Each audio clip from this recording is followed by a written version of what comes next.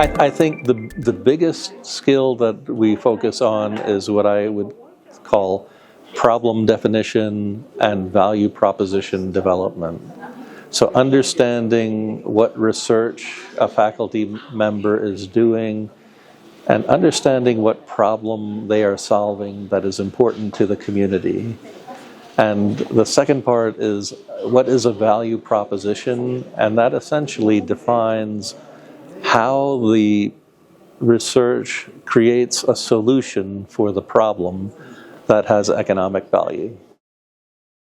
I think you, like many universities, have all of the basic infrastructure in place, but what we can do is help facilitate the sort of the technology and knowledge transfer component, understanding how to reach the faculty to help them understand the value of their research, and also create the innovation ecosystem that's necessary to further develop those ideas into a commercial or viable product.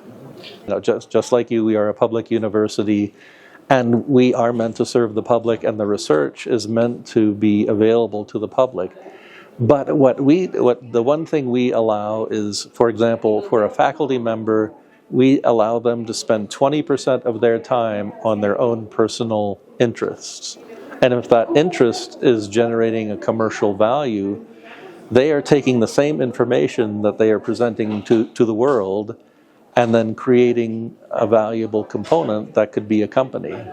So it's a good way of demonstrating the overall research impact while still being able to maintain a little bit of commercial impact as well. Yeah, I think the main thing is, I think there's pieces to the puzzle and we just need to put them together.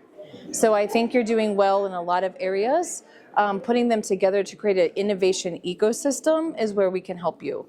Right? You've got alumni, you have students, you have faculty, you have research activity. There's funding in different areas. We need to put it together to work for good. And I think that's what this training will do. Okay, so the next 3 days after today, we're going to go do a simulation, a practice of how to take research into the marketplace, but it's based around market demand. How do you know what that is? And we're going to go through a very step-by-step process to show you how to think like that. So we're going to talk about who do you think your customers are? We're going to teach researchers how to ask the right questions to potential customers to understand if that is their market and if it's not. We're going to teach them how to validate the problem that they're trying to solve. And if they have a market that understands the problem, needs the problem, then we say it's a product market fit and we move forward. And so we're going to walk them through all of those steps. By the end of this week, they should have a clear understanding how to take this same process with their own research and try to find that product market fit.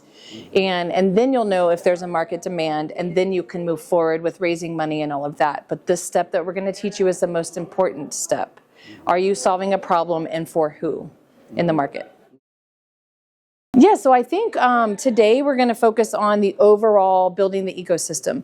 Following the next few days, we're going to do a practice of actually applying it. Mm-hmm. And then I think we come back. I mean, it's Costa Rica. We would love to come back and show and actually work with researchers on their problems and help them work through that. We can provide some mentorship and working through that process. I think the plan is to activate it step by step after we leave. You know, we have not, but we did 2 years in a row. So last year we worked with a few researchers from UNA, some from University of Costa Rica, some from Texas Tech Costa Rica, and we put them all together and we did phase 1. And then this is the first time we're training in a practice setting so that you can reiterate it for your country. And then I think now we have a plan and we can do it again. So we can just keep going. Yeah.